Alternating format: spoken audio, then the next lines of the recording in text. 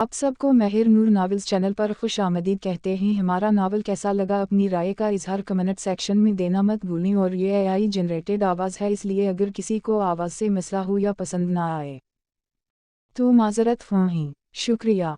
Novel वो मासूम सी, मुसन्निफ़ा महर नूर। किस्त नंबर 5। दूसरा लास्ट एपिसोड। वो वापस घर आ गई थी। फिर 2 दिन तक वो हॉस्पिटल ही नहीं गई।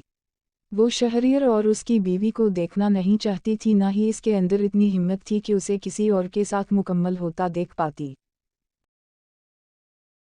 रात गहरी हो गई थी। रूमी इसके सीने से लगी सो गई थी, मगर हुरिया तो माजी में खो गई थी। उस दिन इस सड़क पर अगर उसे वो ना मिलती तो शायद आज हुरिया जिंदा भी ना रहती।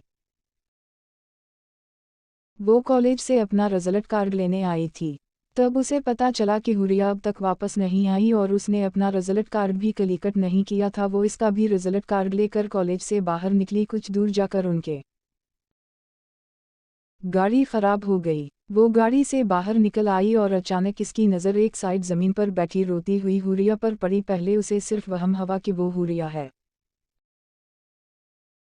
मगर फिर उसे यकीन हो गया कि वो वहम नहीं था, वो वाकई हुरिया ही थी। वो इसके करीब गई, घुटनों के बल बैठकर इसके कंधे पर हाथ रखा। हुरिया ने बेयकीनी से पीछे मुड़कर देखा और अपने सामने ज़ैनब को देख कर उसे लगा शायद इस भरी दुनिया में कोई इसका अपना अब भी जिंदा है। वो इसके सीने से लपट गई और फूट फूट कर रोने लगी। मैं अकेली रह गई, मेरा कोई नहीं बचा। हुरिया तबाह हो गई। ज़ैनब का दिल दहल उठा। मेरी जान ऐसी बात नहीं करते, चलो उठो। ज़ैनब ने उसे बहुत मुश्किल से कंधों से पकड़कर खड़ा किया, फिर उसे गाड़ी तक लाई। तब तक ड्राइवर अंकल ने गाड़ी ठीक कर ली थी। वो इसे लेकर सीधा डिफेंस में आ गई। यहाँ इसकी बहन का घर था। हुरिया की हालत देखकर दोनों परेशान हो गई थीं। सबसे पहले उसने हुरिया को शावर लेने के लिए मनाया, उसे के कपड़े चेंज करवाए, फिर उसे कुछ खाने के लिए दिया। वो कुछ भी नहीं खा रही थी। बहुत मुश्किल से ज़ैनब ने इसे कुछ नवाले खिलाए, फिर उसे नींद की गोली देकर सुलाया। वो इस पर बलीनकट ठीक करती इसके सराने बैठी और गौर से उसका चेहरा देखा। वो कुछ ही माह में कितना टूट बिखर गई थी। इसके हनटूनों से किसी का नाम अदा हो रहा था, मगर ज़ैनब ना समझ सकी कि वो किसको पुकार रही थी। वो उसे डिस्टर्ब किए बिना कमरे से बाहर निकल गई। 2 दिन तक उसे बुखार रहा, फिर जाकर कुछ इसकी हालत संभली तो उसने ज़ैनब और इसकी बहन को गांव जाने के बाद किया हो सब बता दिया। प्लीज़ ज़ीनी, तुम हॉस्पिटल जाकर पता करके आओ वो ठीक हैं या नहीं। मेरा दिल उस वक्त टूटकर रेजा रेजा हो गया है। अगर इन्हें कुछ हुआ तो ये हुरिया भी मर जाएगी। वो इसके गले लगती फूट फूट कर रो रही थी। बहुत मुश्किल से ज़ैनब ने उसे हौसला दिया, मगर वह वली था, इसलिए वो बुर्का पहनकर अपना चेहरा छुपाकर गई और नर्स को कुछ पैसे देकर शहरियर की हालत पता करवाई। फिर वापस आकर वो सब हुरिया को बता दिया। वो तो तड़पने लगी, प्लीज़ मुझे उनके पास जाने दो ज़ीनी, इन्हें मेरी ज़रूरत है। मगर ज़ैनब ने उसे घर से एक कदम बाहर ना निकलने दिया। हूर किया हो गया है यार, वो वली भी वही है। अभी तमधारा जाना सेफ नहीं है। जब तक हम इसका सारा सच शहरीर भाई को ना बता दें तुम वापस नहीं जाओगी। वो शख्स अभी खुद चल नहीं सकता, तमधारी हिफाजत कैसे करेगा। ज़ैनब ने डांट कर उसे कुछ गुस्से से समझाया, मगर हुरिया कुछ भी सुनने और समझने के मूड में ना थी। मगर ज़ैनब उसे ज़बरदस्ती अपने साथ इस्लामाबाद ले गई थी। इसके बाबा का ट्रांसफ़र इस्लामाबाद हुआ था और फिर वो लाहौर से काफ़ी दूर चली गई। ज़ैनब के माँ बाप ने खुश दिली से उसका इस्तकबाल किया। देखो बेटा, तुम भी हमारी बेटी हो, सुकून से अपनी पढ़ाई करो, इसके बाद बेशक वापस चली जाना। ज़ैनब के बाबा ने इसके सर पर हाथ रखा। वो अपने इंसू पीती बस सर हिलाकर रह गई, मगर कानों में तो शहरियर के अल्फाज गूंज रहे थे। मैं आपको डॉक्टर बनाऊंगा, आपकी हर ख्वाहिश में पूरी करूंगा। मगर आज वो कहीं नहीं था।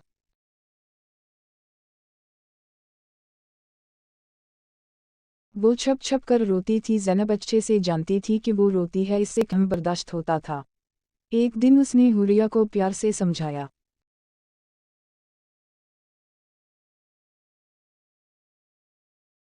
तुम्हें कभी समझ नहीं आएगी, तुम्हें कभी किसी से मोहब्बत नहीं हुई, तुम्हें कभी किसी की आदत नहीं हुई जीनी। बाबा के बाद वो दूसरा मर्द था जिसने मुझे इज्जत दी, मोहब्बत दी, नाम दिया। हमारा रिश्ता रूहानी था, वो बहुत दूर हो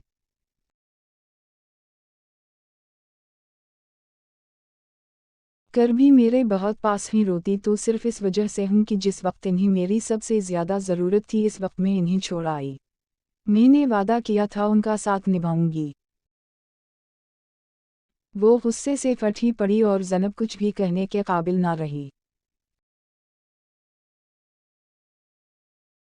वक्त गुजरता गया, वो डॉक्टरी की पढ़ाई करने लगी। उसे वापस उसी गांव जाना था, वहाँ की औरतों को एक नई जिंदगी देनी थी।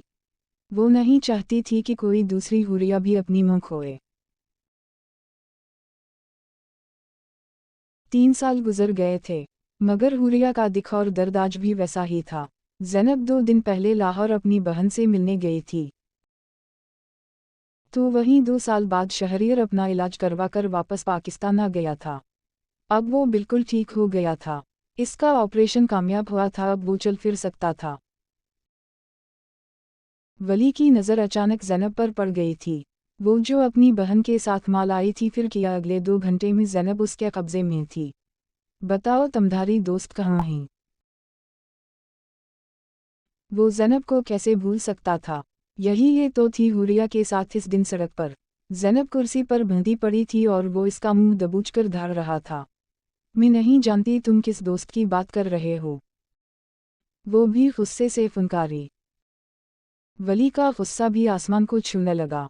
एक थप्पड़ उसने ज़ैनब के मुंह पर दे मारा। इससे पहले दूसरा मारता नोमान जल्दी से अंदर दाखिल हुआ और इसका हाथ पकड़ा।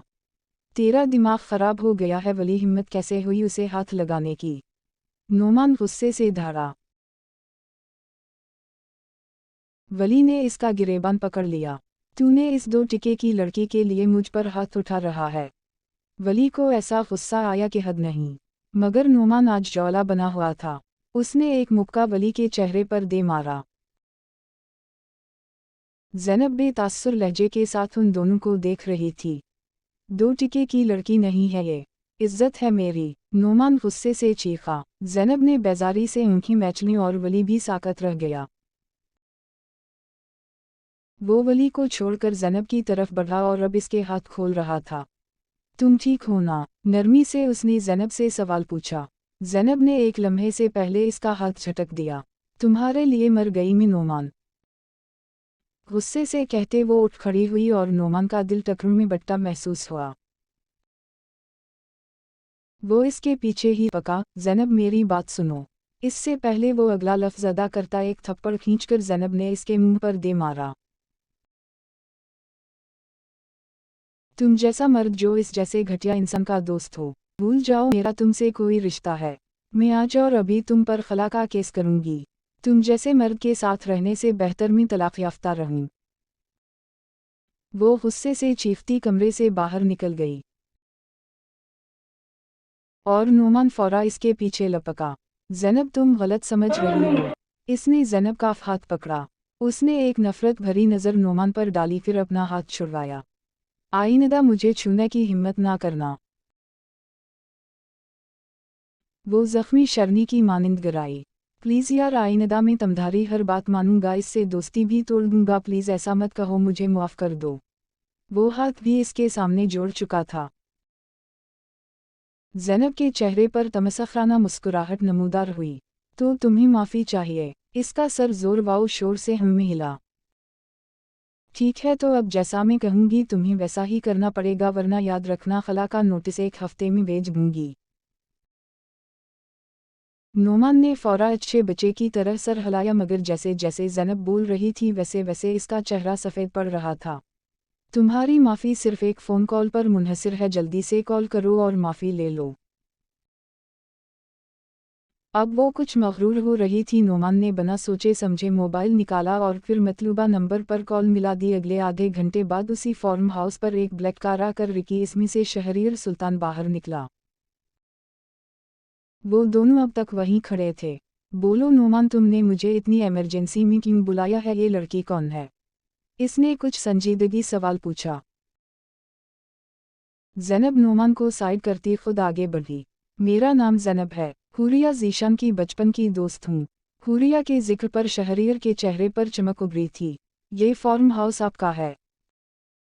इसने हाथ से पीछे ही तरफ इशारा किया। हमारा ही है। शहरियर संजीदगी से सब कुछ समझने की कोशिश कर रहा था। आपके भाई वलीद सुल्तान ने मुझे किडनैप किया और जान से मारने की कोशिश भी की और शायद मेरी इज्जत पर भी हमला करता अगर बरवक्त नोमान ना आ जाता। मैंने आपको सिर्फ ये बताने के लिए बुलाया है कि आपका भाई आस्तीन का संप है। वो भेड़िया है। गांव जाने से पहले हुरिया की इज्जत पर हाथ डालने की कोशिश की थी उसने। उस दिन भी नोमान की वजह से और कुछ मेरी हाजिर दिमागी ने हुरिया को बचा लिया, मगर इस बार वो आपको भी हुरिया से बदगुमान कर चुका है। ज़ैनब बहुत संजीदा थी, बहुत मुश्किल से अपने गुस्से को पी रही थी।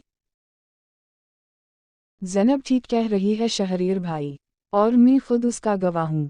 इस दिन मैंने वली के सर पर वाज मारकर उसे बेहोश किए, यहाँ से गायब किए। वली के साथ हुरिया को भी बचाया था क्योंकि मैं अयाश ज़रूर हूँ मगर बेगरत नहीं। शहरियर का चेहरा सब सुनकर भी बेतासुर ही रहा। ज़ैनब और नोमान दोनों मुस्तरिब हो रहे थे। हुरिया कहाँ है? इसने सिर्फ एक सवाल पूछा। इसके मी तरफ और बेबसी थी जो ज़ैनब साफ महसूस कर सकती थी, मगर जब तक उसे यकीन ना हो जाता कि शहरियर अपने भाई को कोई सज़ा देगा तब तक वो कभी भी नहीं बताने वाली थी। मैं नहीं जानती हुरिया कहाँ है। काश वो मुझे वापस मिल जाती, मगर वो हुरिया जो 3 साल पहले खोई वो अब तक वापस ही नहीं मिली। ज़ैनब के लफ्ज़ों में सच्चाई थी और वाकई जो हुरिया अब इसके पास थी वो कहीं से भी पहले जैसी नहीं रही थी। उसने अपने आंसू साफ किए और एक आखिरी नज़र शहरियर सुल्तान पर डाली। मुझे हुरिया बहुत अजीज़ है। आपको वो 3-4 साल से अजीज़ होगी, मुझे बचपन से है। जो इसे तकलीफ़ दे मैं इसका ख़ानदान तबाह करके रख देने की सलाहियत रखती हूँ। आपके भाई का फ़ैसला आप पर छोड़ा। अब फ़ैसला आपने करना है कि हुरिया सच्ची है या आपका भाई। ये आपकी मोहब्बत और एतबार का फ़ैसला है। चलती हूँ शहरियर सुल्तान। वो नोमान की तरफ पलटी। चलो, बहुत देर से गायब हूँ, आप ही परेशान हो रही होंगी। इसे कहती वो गाड़ी की तरफ बढ़ गई। नोमान इसके सामने आकर खड़ा हुआ। इसकी आंखों में कुछ था कि शहरियर सुल्तान दहल उठा। आप भी एक बहन के भाई हैं, मैं भी हूँ, मगर शायद वलीद सुल्तान ये भूल चुका है कि इसकी भी आपकी एक बहन है। खुदा ना करे कल को नम्रा को कुछ हो। वक्त है उसे संभालने। हुरिया बेगुनाह थी। इसे हॉस्पिटल से धक्का देकर निकाला वली ने और सुनना चाहेंगे उसने किया। नोमान अपनी लाल अंगारा होती आंखों के साथ उसे अब वो सच्चाई बता रहा था जो वो अपने दिल में दबाकर बैठा था। नोमान, अभी मेरे बंधु का फ़ोन आया है कि वो चिड़िया डिफेंस के किसी बंगले में घुसी है, उसके साथ कोई लड़की भी है। मुझे वो लड़की कल रात तक हर हाल में अपने फार्म हाउस पर चाहिए। तो डिफेंस में रहता है, पता कर वो कहाँ गई है। जिस वक्त हुरिया हॉस्पिटल से निकली थी उसी रात की बात थी जब वलीद ने नोमान को फ़ोन करके हुरिया को ढूंढने का हुक्म दिया। वो जैसे ही अपने कमरे से निकलकर नीचे आया तो इसकी भाभी और उनकी बहन ज़ैनब वो दोनों ही काफ़ी परेशान बैठी थीं। वो उनके करीब आया, मगर इन दोनों से होती नज़र पीछे कमरे की तरफ गई जहां हुरिया सो रही थी, और इसकी आंखों में हैरानी उभरी। वो लड़की तो उसके अपने घर में थी। ज़ैनब ने बहाने से बहन को वहां से खिसकाया और एक ही जसद में नोमान का गिरेबान पकड़े वो चीखी थी। अगर इस वलीद को पता चला कि हुरिया यहाँ है तो मैं तुम्हारी जान निकाल दूंगी। इसकी खूबसूरत काली आँखें उस वक्त अंगारा हो रही थी। नोमान फ़कत मुस्कुरा उठा। और मैं ऐसा क्यों करूँगा? वक्फताम मुस्कुराहट दबाए उसने संजीदगी से पूछा। ज़ैनब को अपने अंदर आग की चिंगारियाँ भड़कती हुई महसूस हुई। भूलना मत नोमान, तुम्हारी अपनी भी एक बहन है, और मेरी बहन उस वक्त तुम्हारे ख़ानदान की बहू है। बहन, बेटी, बहू इज्जत होती है। इसने नोमान को कुछ फ़रत दिलानी चाहिए। ठीक है, मैं इस सब में तुम्हारी मदद करूँगा, मगर मेरी एक शर्त है। ज़ैनब ने उसे सवालिया नज़रों से देखा। मैं चाहता हूँ तुम भी मेरी माँ की बहू बनकर इस घर में आ जाओ। काफ़ी पल लगे ज़ैनब को इसकी बकवास प्रोसेस करने में। अच्छी बकवास थी मगर मैं क्यों ऐसा करूँगी? नोमान खलकर मुस्कुराया, क्योंकि तुम थोड़ी थोड़ी अच्छी लगने लगी हो। मगर ज़ैनब के चेहरे के तासुरात अभी तक वैसे ही थे। थोड़ी अच्छी लगी हूँ मगर बाकी में सारी जहर हूँ। एक लफ्ज़ चबा चबा कर कहती वो पलटी। नोमान की नज़र हुरिया तक गई। अपनी दोस्त के लिए भी नहीं। वक्फताम। ज़ैनब ने बेयकीनी से चेहरा मोड़ा, अब वो बहुत संजीदा था। अपनी दोस्त के लिए इतनी कुर्बानी तो दे ही सकती हो, वरना मैं अपने दोस्त के लिए मोहब्बत की कुर्बानी दे दूंगा। ज़ैनब को जैसे यकीन ना हुआ, वो उसे धमका रहा था। कितने ही पल वो फटी फटी आँखों से उसे देखती रह गई। फिर हुरिया की खातिर ये कड़वा घूंट भरने पर राजी हो गई। रिश्ता भेज देना, मेरे वालिदैन मान गए तो मैं भी मान जाऊंगी, मगर इस सारे मैस में हुरिया का नाम कहीं नहीं आना चाहिए। उंगली उठाए उसे वारन किया और नोमान तो जैसे जी जान से फिदा हुआ। फिर नोमान ने खुद ज़ैनब और हुरिया को इस्लामाबाद छोड़ने का सोचा। वो उन दोनों को बाकायदा ज़ैनब के वालिद के घर ड्रॉप करके गया था और वली से झूठ बोला कि इसने सारे डिफेंस को छान मारा, मगर हुरिया कहीं नहीं मिली। वली की तसल्ली तो कर दी, मगर जानता था वली इतनी जल्दी जान नहीं छोड़ेगा, और इसके बदले में उसने 1 साल बाद ही ज़ैनब से निकाह कर लिया था और फिर रुखसती ज़ैनब की पढ़ाई मुकम्मल होने के बाद रखी। नोमान काफ़ी देर से शहरियर को वली की ये सच्चाई बताए भी जा चुका था कि जब शहरियर ज़िंदगी और मौत के दरमियान लड़ रहा था, तब भी वली को हुरिया को अज़ियत देने की पड़ी थी। वो गाड़ी में आकर बैठा तो ज़ैनब आंखें बंद किए गाड़ी की पुश्त से टेक लगाए बैठी थी। सूरी, मैं वाकई मर्द कहलाने के लायक नहीं। इसने अपना चेहरा झुकाए शर्मिंदगी और हार कबूल की। वो बंद आंखों से मुस्कुराई थी। वैसे इतने भी बुरे नहीं हो, तुम्हारे साथ जिंदगी गुजारने में मज़ा आएगा। चलो अब घर चलें, वरना आप ही ये ना समझें कि मैं उनके देवर को ले उड़ी। वो अपनी ही रो में बोल रही थी, मगर नोमान पर हैरतों के पहाड़ टूट रहे थे। कुछ मिनट खामोशी महसूस करते ज़ैनब ने आंखें खोलीं। चलो या खला का नोटिस भेजने का इरादा बना लूंगी, वो कुछ गुस्से से बोली। वो फौरा होश में आया। नहीं नहीं, चल रहे हैं। वो घबराया सा मुस्कुराया और फौरा गाड़ी सटा रखी। और ज़ैनब दिल ही दिल में शक्र अदा कर रही थी कि बरवक्त नोमान आ गया, वरना इसका क्या होता। जो भी था उसने ज़ैनब की हिफाजत तो की थी। और फिर वो हुरिया के सामने बैठी उसे वो सारी कहानी सुना रही थी। मैं नहीं जानती इन्होंने यकीन किया या नहीं, मगर हूर उनके चेहरे से लग रहा था कि उनको मेरी बातें बकवास लग रही हैं। वो कुछ अफसुर्दा हुई और हुरिया का दिल एक फिर बहुत बुरी तरह से टूटा था। मगर अब वो खामोश हो गई थी, अपना दिख दर्द बांटना सब छोड़ चुकी थी। मेरे लिए यही बहुत है जीनी कि वो अपने कदमों पर खड़े हो चुके हैं। वो बस इतना कहकर उठ गई। फिर वो वॉशरूम में बंद होकर बहुत रोई थी। 3 साल बाद वो नए सिरे से याद आया था। सिर्फ 40 दिन का वो साथ इसके 21 साल पर भारी पड़ गया था। इसे मोहब्बत हो गई थी, वो भी बहुत बुरी तरह से। वो शख्स हो बहू इसके बाप की कॉपी था, उसे किसी शहजादी की तरह टरट करता था और वो चाहकर भी कुछ नहीं कर सकती थी। पढ़ाई पर ध्यान देती थी, मगर वो अक्सर बहुत याद आता था। वो उसे कभी भी बोल नहीं सकती थी, ये तह था। अचानक होती बेल से हुरिया होश में आई। इसका मोबाइल फ़ोन बज रहा था। उसे महसूस हुआ गाल गीला थे। उसने हाथ बढ़ाकर छुआ तो वो पानी था। माजी याद करते हुए वो कब रो दी उसे पता ना चला।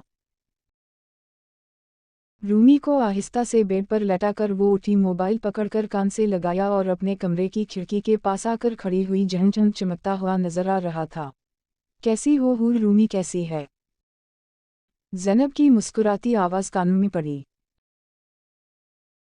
ठीक नहीं हूँ जीनी, 2 दिन पहले इससे सामना हुआ। वो बहुत बदल गए हैं। उनकी फैमिली मुकम्मल हो गई। उसकी बेटी सबसे पहले पैदा होते मेरे हाथों में आई जीनी। वो मुकम्मल हो गया, मैं अधूरी रह गई। दूसरी तरफ ज़ैनब को सब सूंघ गया। हुरिया की आवाज़ ना चाहते हुए भी भीग गई। हूर, ज़ैनब ने तड़प कर पुकारा। नहीं, आज तुम सिर्फ मुझे सुनो। मैं सालों से अपने अंदर ये गुबार आज निकाल देना चाहती हूँ, वरना उसे लिए मर जाऊंगी। आज सब बाहर निकलने दो ज़ीनी। वो शख्स मेरी नस नस में बस गया है, नहीं रहा जाता, क्या करूँ मैं इसका। हंसता बिस्ता घर नहीं उजाड़ सकती। वो खुश है, इसका हक है, मगर खुशियाँ हर किसी के हिस्से में आई ज़रूरी तो नहीं। शायद मेरी किस्मत में सिर्फ एक अच्छी मुँह बनना लिखा हो। इसने पलट कर बेड पर सोई रूमी को मोहब्बत से देखा।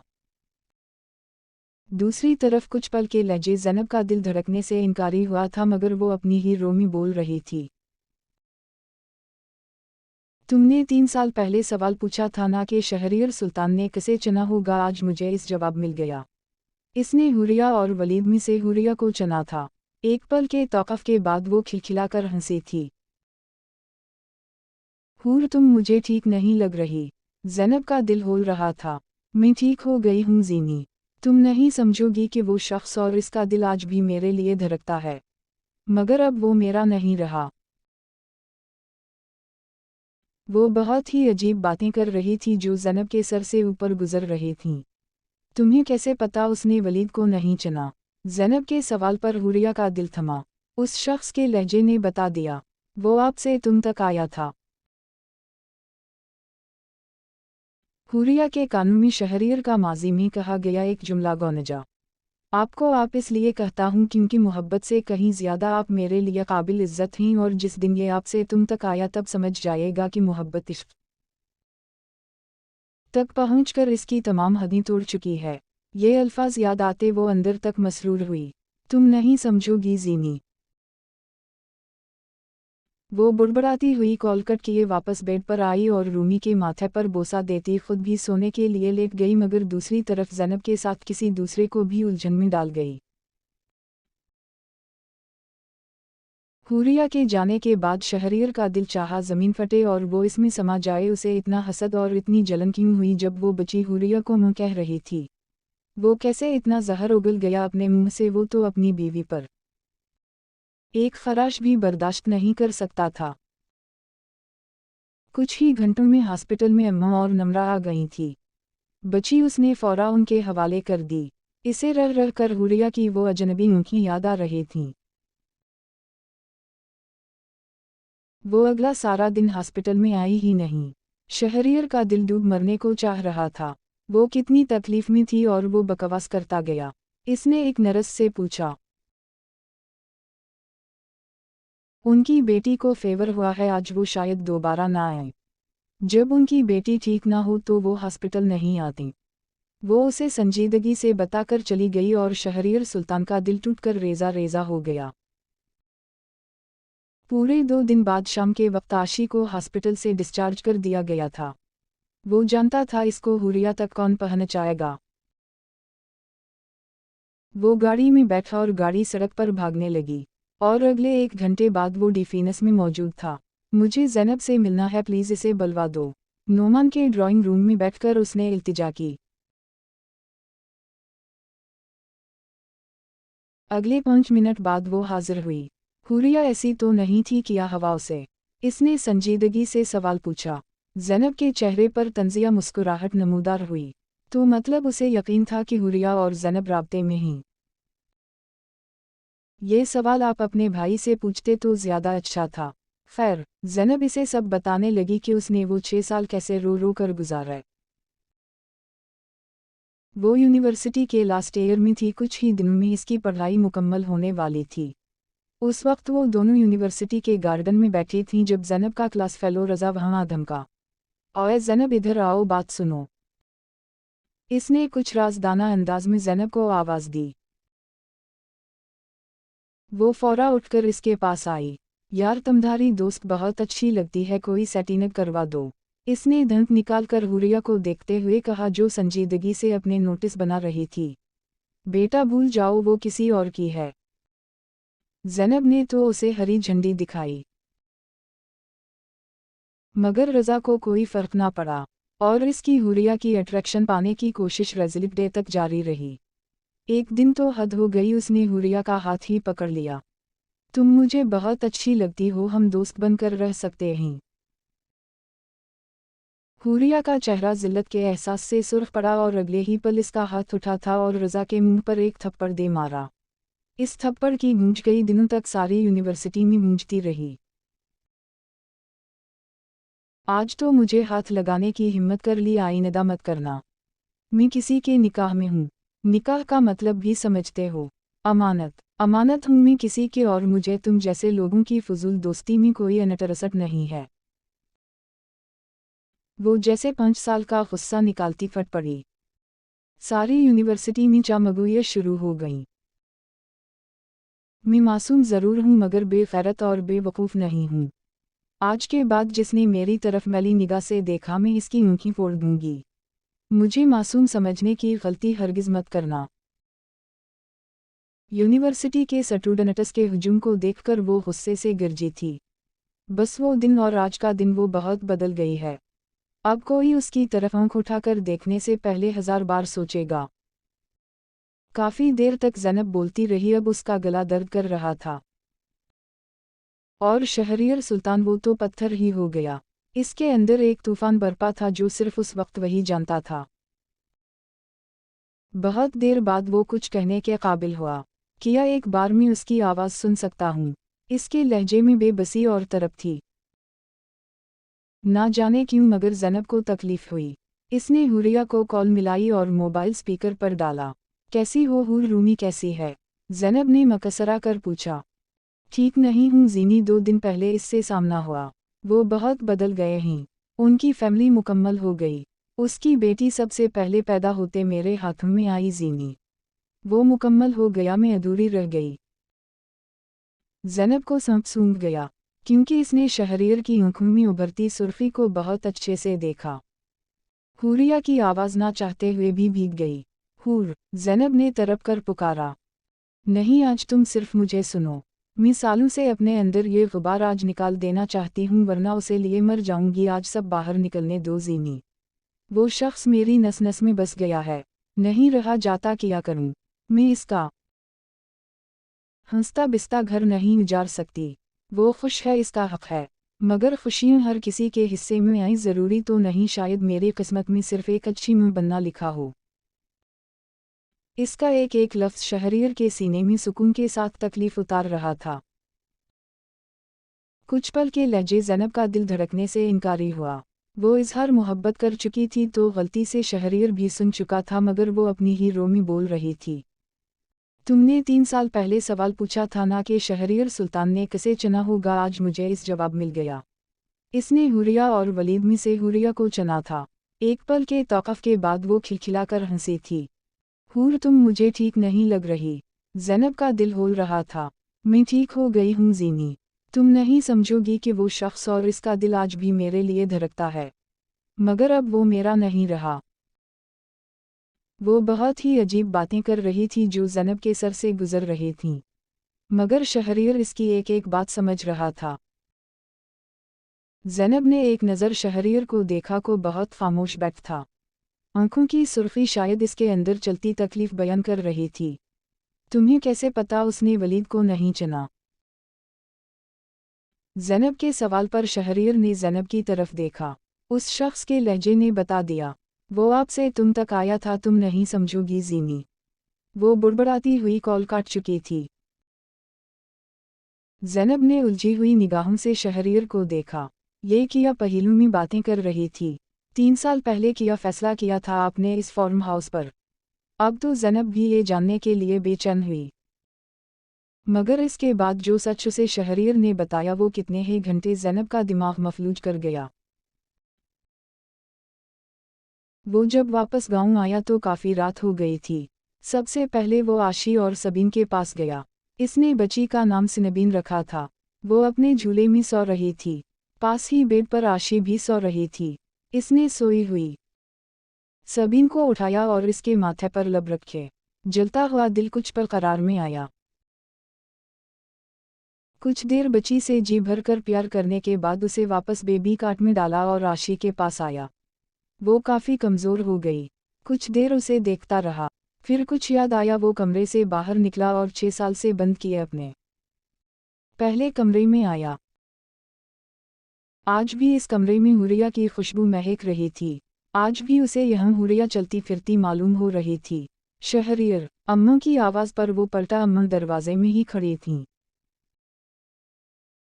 वो अपने अंदर चलती जंग को अंदर ही दबाकर उनके पास आया। उसे वापस ले आओ। अम्मा ने जैसे उसके दिल की बात कर दी। हुरिया को ले आओ। मैं जानती हूँ तुम इसके बिना नहीं रह सकते। वो माँ थी और माँ औलाद के दिल में झानक लेती है। शहरियर ने खामोशी से सर इस बात में हिलाया और राशि वापस पलट गई। वो तो शहरियर से बात करने आई थी मगर इन माँ बेटे की बातें सुन वापस पलट गई। हुरिया नाम इसके जहन से चपक गया था। इसे लग रहा था जैसे ये नाम कहीं सुना हुआ है। और फिर अचानक इसके जहन में झमाका हुआ। डॉक्टर हुरिया। वो जैसे लम्हों में समझ गई अब उसे अपने घर को बचाने के लिए क्या करना है। कुछ दिन मजीद सरक गए थे। वो रूमी को स्कूल छोड़कर हॉस्पिटल आ गई थी। अब वो खुद को काफ़ी बेहतर महसूस कर रही थी। इसका शहरियर से सामना भी नहीं हुआ था जो कि अच्छा ही था। वो अपने कैबिन में ही बैठी थी जब सबीन को पकड़े आशी अंदर दाखिल हुई। हुरिया सबीन का चेकअप कर रही थी। फिक्र मत करें, ये मौसमी बुखार है। बच्ची को बारीक कपड़े ना पहनाएं और उसे कंबल में और रखें, ये ठीक रहेगी। वो मुकम्मल प्रोफेशनल अंदाज में चेकअप करती तफसील बता रही थी। डॉक्टर हुरिया शहरियर। आशी ने हुरिया को बहुत गहरी नज़रों से देखकर जैसे सवाल किया। हुरिया के फाइल पर हरकत करते हाथ रुके। कुछ ही पल में वो खुद पर काबू पा चुकी थी।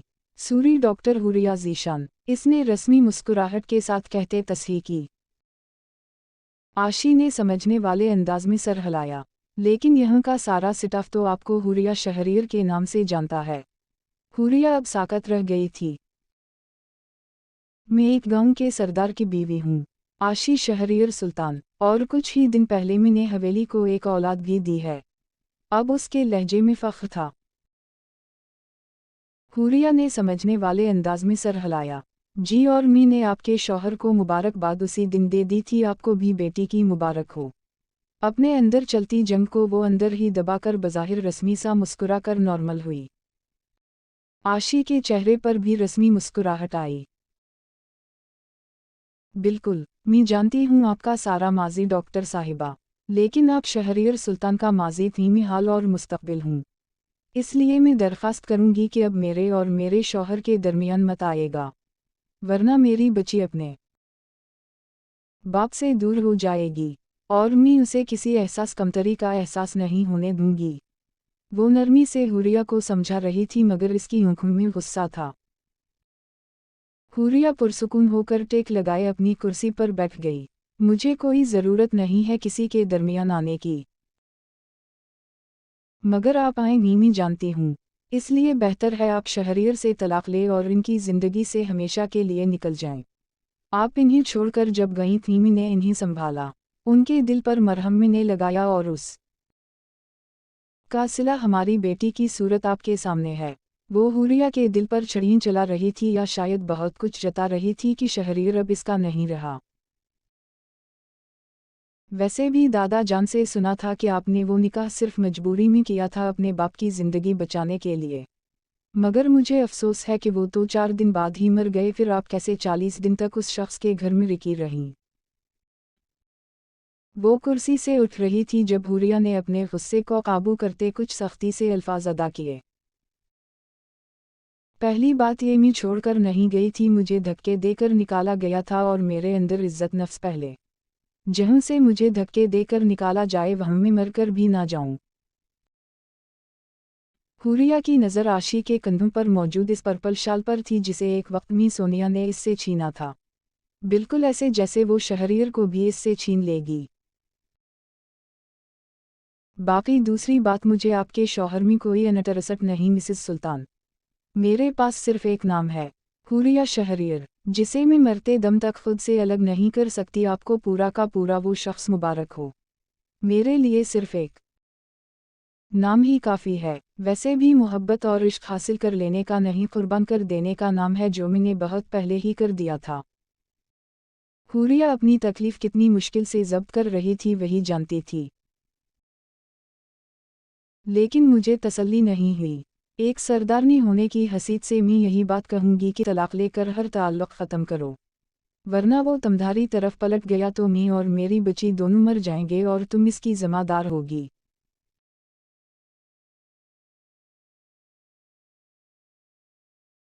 इस बार आशी अपना गुस्सा काबू नहीं रख पाई, क्यों ना वो बहुत अच्छे से जानती थी कि मर्द पहली मोहब्बत भूलता नहीं, और वो तो शहरियर सुल्तान के दिल में आज भी दफन थी। हुरिया को जैसे उसकी इन बातों से कोई फ़र्क ना पड़ा। मुझे तलाक याफ्ता कहलाने का कोई शौक़ नहीं, मैं उस गाँव में वापस क्यों आई हूँ ये आप अच्छे से जानते हैं। मैं सिर्फ इसलिए वापस आई कि जिस तरह बचपन में एक अच्छी लेडी डॉक्टर ना होने की वजह से मैंने अपनी माँ खोई, कोई दूसरी हुरिया ना खोए, और देख लें आपकी बेटी ने आपको नहीं खोया, क्योंकि आपका केस एक 72 गाना का लुजसट के हाथों में था। इस बार फ़ख्र हुरिया के लहजे में था। और जहाँ तक रही बात आपकी इनसिक्योरिटी की, तो अपने शौहर को कहकर मुझे तलाक दिलवा सकती हैं। आखिर आपने उनके दिल पर मरहम लगाई है, इतना तो आपके रिश्ता की ताकत होगी ना कि वो आपकी कोई बात टाल ना सकें। आशी की आंखों ने सर ये बढ़ गई, वो बिना कोई जवाब दिए बाहर निकल गई। पीछे हुरिया किसी बिखरी हुई औरत की तरह कुर्सी पर गिर गई। ऐसा लग रहा था वो हुरिया की रूह को उसके जिस्म से जुदा करके गई हो। वो स्टडी रूम का दरवाज़ा नॉक करती अंदर दाखिल हुई। शहरियर किसी किताब के मुताला में मसरूफ़ था। मुझे आपसे कुछ ज़रूरी बात करनी है। वो सामने दूसरी कुर्सी पर बैठ गई। शहरियर ने किताब नीचे रखकर उसकी तरफ देखा, जैसे इजाज़त दे रहा हो कि बोलो। आप इस औरत को वापस लाने का सोच रहे हैं? आपने तो मुझसे वादा किया था। आप कैसे वादा खिलाफी कर सकते हैं? आंसू इसकी आंखों से बहते गालों पर फिसल रहे थे। वादे तो मैंने हुरिया से भी बहुत किए थे, आज तक वो नहीं निभा पाया, तो उसूला तो मुझे पहले इन वादों को निभाना चाहिए। शहरियर का चेहरा बेतासुर था। मगर आशी के रगवाओं पे में आग सरायत कर गई।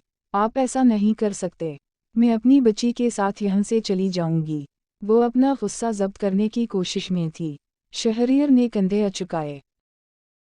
ज़रूर, अगर तुम चाहती हो कि सबीन बाप के प्यार से महरूम रहे तो ज़रूर जाओ, मुझे कोई मसला नहीं होगा। आशी तो उसे इतना पुरसुकून देखकर कलस ही तो उठी। और इस औरत के यहाँ आने से मेरी बेटी की सोहबत पर कैसा असर पड़ेगा? शहरियर पुरसुकून था। वो बहुत मासूम है, उसके आने से किसी दूसरे मासूम को कोई मसला नहीं होगा, और ये नफ़रत बच्चों के दिल में बड़े डालते हैं, वरना बच्चे तो सिर्फ प्यार करना जानते हैं कि या सौतेले किया सगे। शहरियर को पुरसुकून देखकर आशी गुस्से से उठकर बाहर निकल गई। अब उसे ही कुछ करना होगा, वरना हुरिया को तो शहरियर वापस लाने का सोच चुका था। वो वापस अपने कमरे में आई। किसी जो कॉल मिलाई। मुझे अपने रास्ते से एक पत्थर हटाना है। शहरियर की पहली बीवी की मौत चाहती हूँ, ऐसे के हादिसा लगनी चाहिए। मैं इसका एड्रेस भेज रही हूँ। नहीं, इसे जला जला कर मारना चाहती हूँ, जैसे मैं 1 साल से जल रही हूँ। सफ़ाकियत से कहते उसने फ़ोन रख दिया। गांव पर रात गहरी हो रही थी, तो वहीं शहरियर बहुत खौफनाक ख्वाब के ज़ेर असर उठकर बैठा। इसके सीने में आग लगी हुई थी, समझ नहीं आ रही थी कि उसे इतनी तकलीफ़ क्यों हो रही है। उसने ख्वाब में हुरिया को तकलीफ़ में जलते देखा। वो फौरा उठा और हुरिया के घर की जानिब चल पड़ा। वो घर जहाँ 6 साल पहले वो हुरिया को उसके बाप से मिलवाना लेकर गया था। वो गहरी नींद में सो रही थी जब उसे अपना दम घटता हुआ महसूस हुआ। इसे सांस लेने में तकलीफ हो रही थी। वो आँखें खोलकर आसपास देखने लगी। सारा कमरा धुएं से भरा हुआ था। हुरिया को सांस लेने में तकलीफ होने लगी। रूमी भी सोई हुई तकलीफ में थी। हुरिया जल्दी से उठी और कमरे से बाहर निकलने के लिए जैसे ही दरवाज़ा खोला, सामने का मंजर इसकी सांस रोक गया। सारा घर आग की जद में था। हुरिया साकत रह गई। बहुत देर के बाद उसे रूमी का ख्याल आया। वो वापस बेड तक आई। रूमी भी अब नींद से जाग गई थी और बुरी तरह खानस रही थी। हुरिया ने जल्दी से एक मासिक निकाला और रूमी के चेहरे पर लगाया, ताकि धुआं उसे नुकसान ना दे। मगर इसे समझ नहीं आ रही थी घर में आग कैसे लगी। वो फौरा अपना मोबाइल ढूंढने लगी, फिर हॉस्पिटल कॉल किए, मदद के लिए बुलाया, मगर आग कमरे के अंदर आने लगी थी। ऐसा लग रहा था जैसे आग नहीं, वो पानी है जो खुद ही अपना रास्ता बना रहा है। कुछ ही मिनट में सारा मोहल्ला इकट्ठा हो गया। सारे लोग आकर आग को काबू करने की कोशिश करने लगे क्योंकि धुआं सबके घरों में गया था। हुरिया का खानस खानस कर बुरा हाल होने लगा। कमरे में इतना धुआं हो गया था कि कुछ नजर नहीं आ रहा था। रूमी भी शायद खौफ और डर से बेहोश हो गई थी।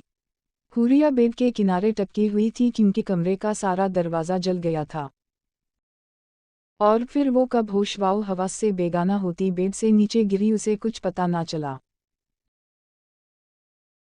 मगर शायद सर में बहुत दर्द उठी थी, जिसकी वजह से वो नीम हुनूदगी में आई, फौरा ज़मीन से उठी और आसपास कुछ ढूंढने लगी जब इसका सर बहुत ज़ोरों से अलमारी से टकराया।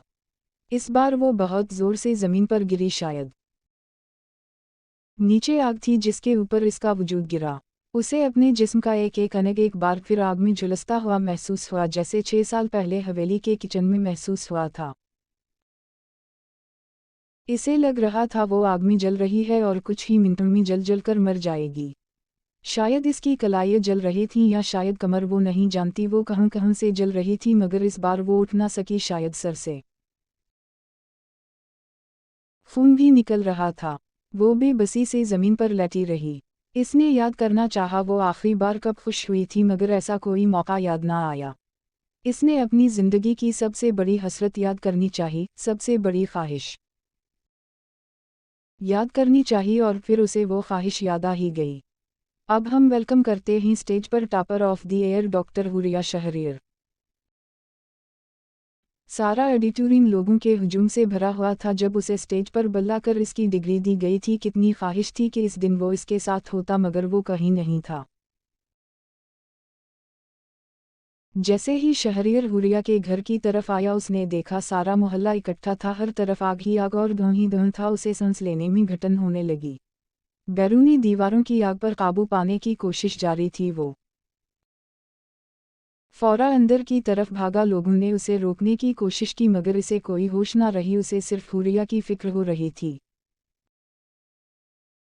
इसे महसूस हो रहा था जैसे वो आग इस मकान के अंदर नहीं, शहरीर के अंदर कहीं लग गई है। वो अपने होश हवस काबू करता आग को फैलाकर अंदर भागा था। सारा कमरा आग की नज़र हो चुका था और वहीं वो ज़मीन पर गिरी हुई थी। बीवी शहरीर को लगा इसकी सांस बंद हो जाएगी। इसे अपना दम घटता हुआ महसूस होने लगा। वो चीखता हुआ उसकी तरफ बढ़ा, जल्दी से इसके आसपास लगी आग बुझाई। बीवी आंखें खोलें। शहरीर ने तड़प कर इसके चेहरे को थपथपाते हुए फरियाद की। इसे झंझुड़ा कि वो कुछ होश में आई। धुंधली होती बसीरत के साथ उसने शहरीर को देखने की कोशिश की। मरने से पहले वो उसे ही देखना चाहती थी। इसने अपना हाथ हिलाना चाहा, मगर हाथ में बहुत तकलीफ उठ रही थी। बहुत मुश्किल से अपने लब हिला पाई। रूमी, मेरी बची, इसे बचा नी। आज हुरिया शहरीर की मोहब्बत हार गई और ममता जीत गई। मरने से पहले उसे सिर्फ और सिर्फ इस नन्ही सी जान की फिक्र थी, जिससे उसका कोई खून का रिश्ता नहीं था, मगर एहसास का बहुत गहरा रिश्ता था। उसने अपने जिस्म की सारी ताकत को नचोड़कर सिर्फ एक टूटा फूटा फ़िक्रा कहा और फिर होश वाओ हवास से बेगाना हो गई। बीवी, प्लीज़ आँखें खोलें, मैं आप दोनों को बचाऊंगा। इसने तड़पते हुए उसे अपने सीने में भंचा, मगर शायद जुदाई का असल वक्त अब आया था। जारी है।